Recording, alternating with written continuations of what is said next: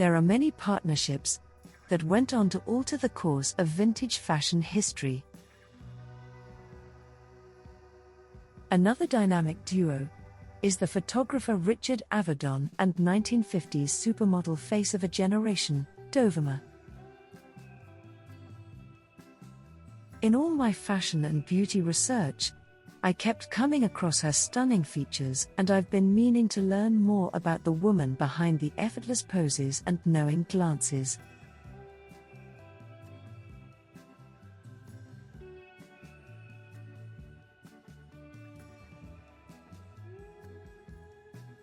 Checking out her large volume of work, I have to say that her unique look would give Tyra a run for her money any day.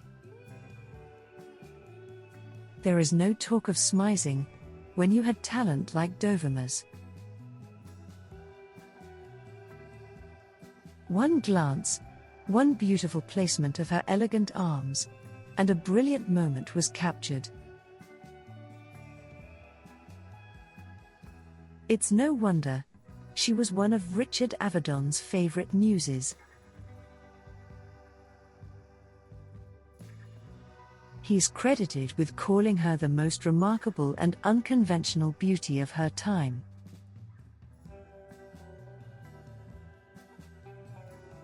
Frankly, I'm keen to agree with him.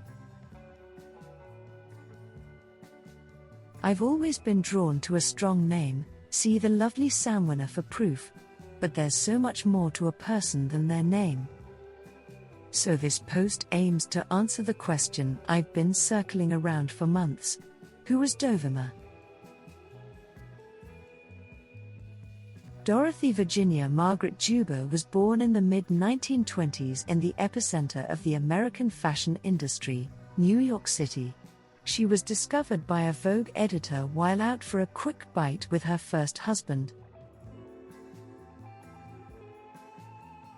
Dovima's unique features thoroughly mesmerized the editor, and by the next day she was on her first photo shoot. This immediate success paved the way for a momentous career that would catapult Dovima to the rank of highest-paid model for her time.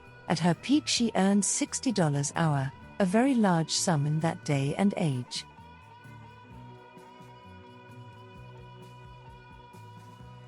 Dovima, along with a handful of special ladies, ruled the mid-century fashion scene.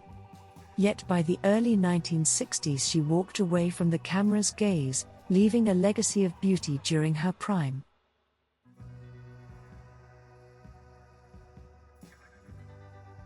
When asked about her looks, she was eternally modest. You see, she took a while to see the beauty everyone else instantly recognized. Kind of silly how universal of an affliction insecurity is, so take this as a reminder to embrace your unique beauty.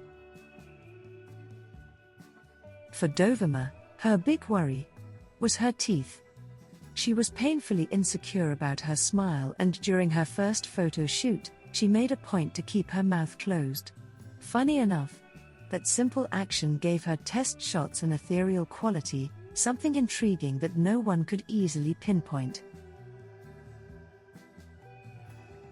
The very thing she was most concerned about became the characteristic that opened up a whole new chapter in her life. Dovima worked through the Ford model agency, and her sophisticated style helped the relatively young agency gain traction in a time when Europe still dominated the fashion trade.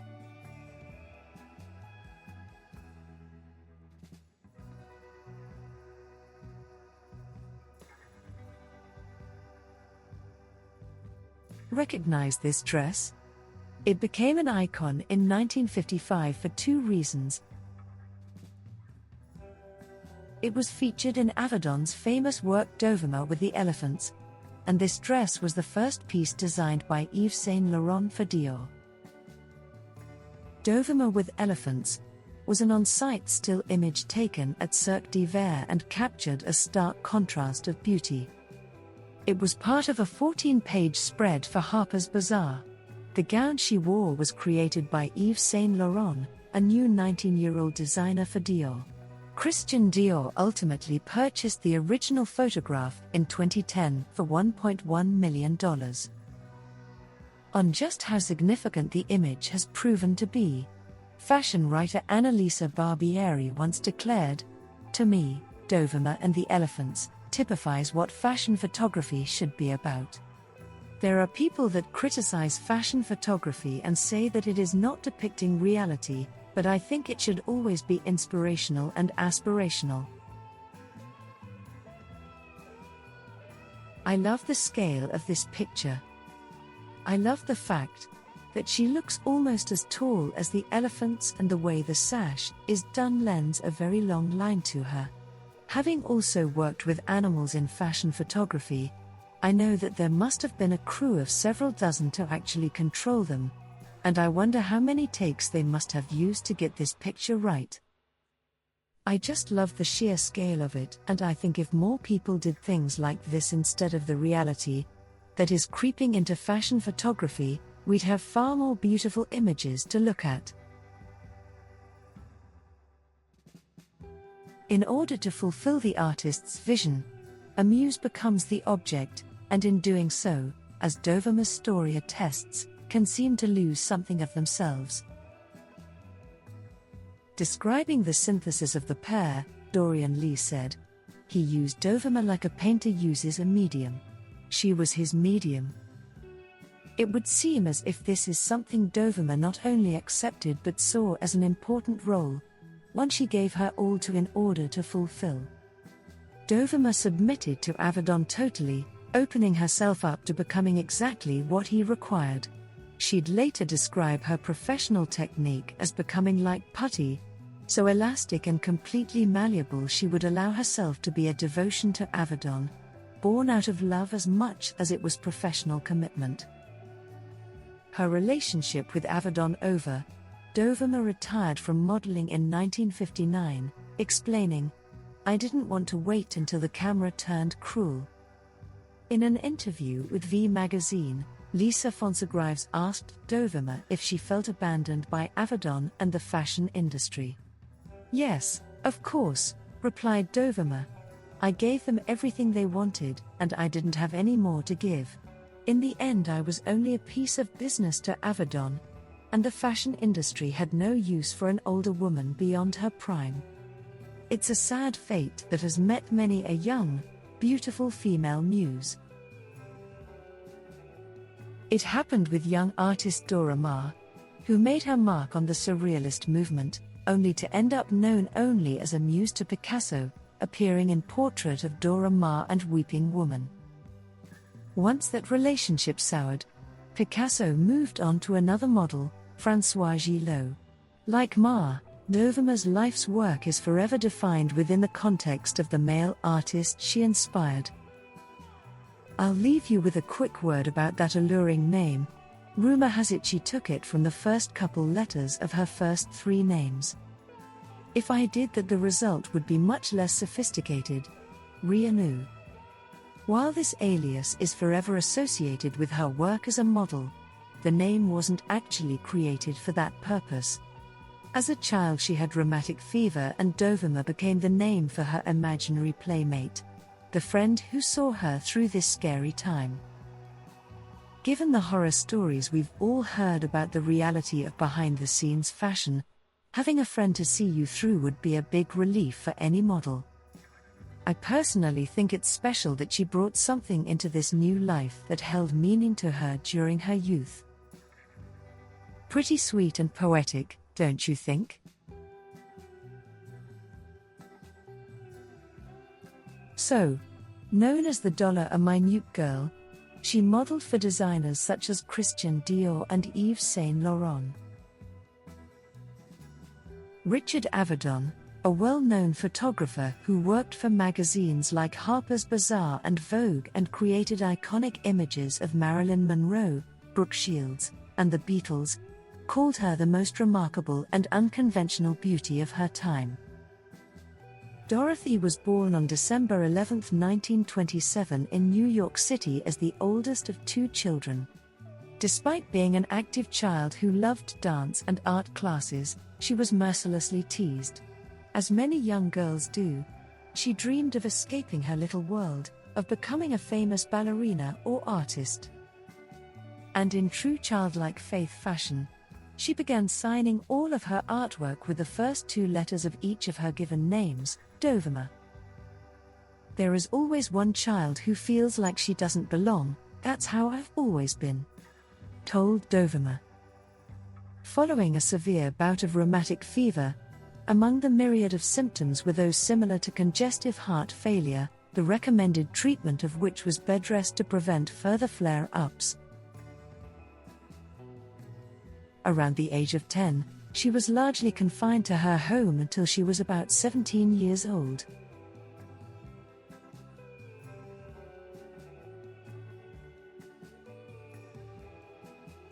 Although not feared now as it once was, the disease proved fatal for many children in the early 1900s before the discovery of penicillin.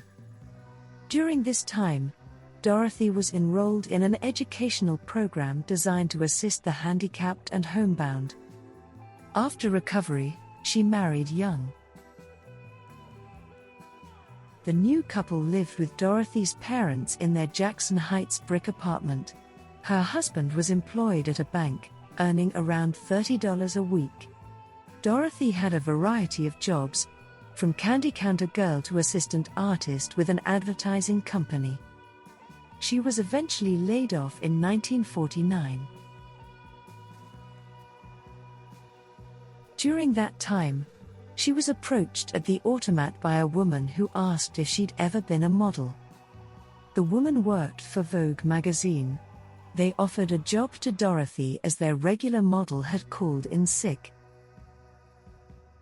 Following an afternoon of shooting, she left with a check for $17.50 and a request to return the next day. While posing, the photographer asked her name and she responded simply, Dovima. She would become the first model to exclusively use a single name in the industry. When asked to smile, her face spread slightly into a close-mouthed smolder. She disclosed that she had chipped a tooth as a child. And thus was born the template for high-fashion modeling, a moody, Mona Lisa's expression and eyes that could cut through steel. Within a year, she was one of the top earners at the Eileen Ford modeling agency, later known as Ford Modeling, and signing the likes of Brooke Shields, Naomi Campbell, and Ashley Graham. The average wage for a high-fashion model at that time was around $25 per hour. Dovima earned $30. She was featured in almost every fashion publication of the day, including Vogue and Harper's Bazaar.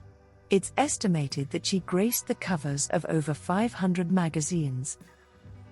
I have never thought of myself as a beautiful woman, even at the height of my career, told Dovima. As Dovima's renown and fame grew, so too did the fractures of her personal relationships. Her diaries were fraught with details of verbal and physical abuse. Divorced and remarried, she and her new husband had a daughter, Allison. At this point, she was earning $60.75 per hour, an unthinkable sum at that time. Her husband took over the management of her finances and schedule. The little family maintained a lavish lifestyle that included a 9-bedroom apartment, restaurant dining every night, and regular trips to Paris for fashion shows. Dovima retired in 1962 at the age of 35. Shortly after Dovima retired, she and her second husband began divorce proceedings. It was then she discovered that due to a series of bad investments, combined with the cost of maintaining such an extravagant lifestyle, she had nothing left. No savings. No retirement. No income.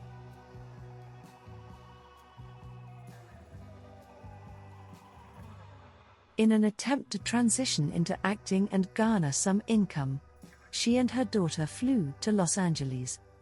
That act incited a raging court battle as her soon-to-be ex-husband in New York pressed charges for kidnapping and was eventually granted full custody of their daughter. Dovima would never regain custody. A few small acting roles and failed efforts to transition to a modeling agent diminished her hopes of earning the wages she once did.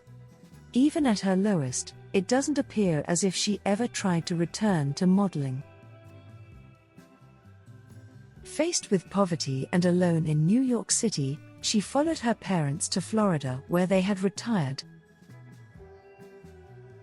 Not a great deal is known about her later years, but she was able to get a job as a hostess at a local restaurant in Fort Lauderdale, Florida. It was there she met West Hollingsworth. In a 1986 interview with the Orlando Sentinel, she declared, "West was the first man I ever truly loved. They were together for 11 years, before he died." She continued her job as a hostess and became the mascot for the restaurant's softball team.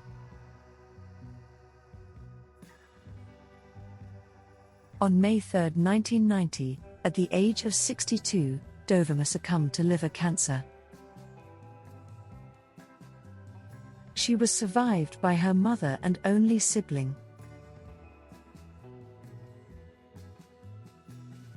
Dovima truly changed the trajectory of modeling and fashion photography in America, and quite possibly the world. Although her life doesn't seem to be the fairy tale so often attributed to great income and lofty social circles, perhaps she found what so many strive to achieve, perhaps contentment, is a much simpler thing.